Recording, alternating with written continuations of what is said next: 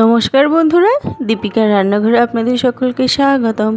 আজ নিয়ে এসেছি স্পেশাল মশলা দিয়ে নারকেল দিয়ে ঘুগনির রেসিপি আর সাথে লুচি।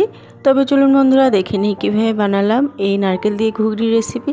তো এর জন্য প্রথমে হাফ মালা নারকেল নিয়েছি। নারকেলগুলো এরকম কুচু কুচু করে কেটে নিতে হবে, যেন বেশি বড় না হয়, তাহলে কিন্তু খেতে একদমই ভালো লাগবে না।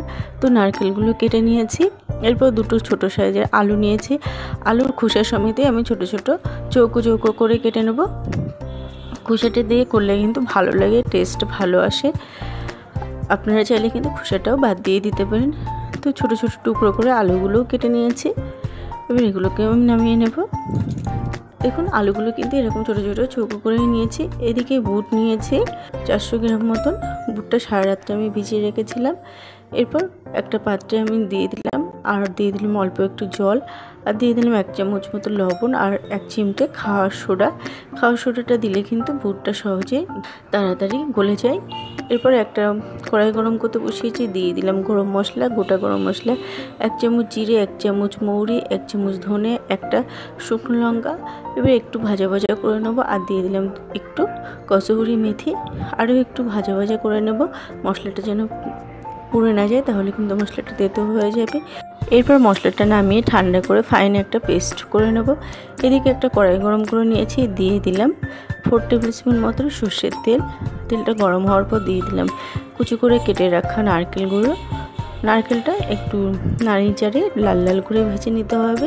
নারকেলটা কিন্তু ভাজা ভালো হলে কিন্তু ঘুগনির টেস্টটা দারুণ হয়। দেখুন একদম কিন্তু নারকেলটা লালচে কালার হয়ে গেছে। এবার এগুলোকে আমি নামিয়ে নিলাম।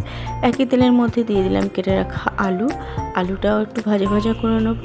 তারপর আলুটা একটু সরিয়ে আমি দিয়ে দেবো কিছু ফোড়ন। দিয়ে দিলাম 1 চামচ জিরে, একটা শুকনো লঙ্কা আর 2টো তেজপাতা। তেজপাতাটা দিলে দারুণ গন্ধ আসে। এবার আলুটা ভাজতে ভাজতে আমি একটা মশলা করে নেবো। একটা মিক্সিং জারের মধ্যে নিয়ে নিলাম 2টো টমেটো, আদা আর কাঁচা লঙ্কা, ফাইন একটা পেস্ট করে নেব। তারপর এই টমেটো, আদা ও কাঁচা লঙ্কার মধ্যেই দিয়ে দিলাম 1 চামচ জিরে গুঁড়ো, 1 চামচ ধনে গুঁড়ো, 1 চামচ কাশ্মীরি চিলি পাউডার, 1 চামচ হলুদ গুঁড়ো। ফাইন একটা মিক্স করে নেব। এবার এটাকে রেখে দেবো। এদিকে কিন্তু আলুটাও লালচে কালার চলে এসছে। এরপর দিয়ে দিলাম করে রাখা মশলার পেস্ট। এবার আলুর সাথে ভালোভাবে কষিয়ে নেব। এতে কিন্তু আলুটাও খেতে ভালো লাগবে, আর ঘুগনি কিন্তু আলু ছাড়া একদমই ভালো লাগে না আমার। তো এরপর আমি দিয়ে দিলাম 1/2 চামচ মতো লবণ, কারণ সিদ্ধের সময় মটর সিদ্ধের সময় লবণ দিয়েছিলাম।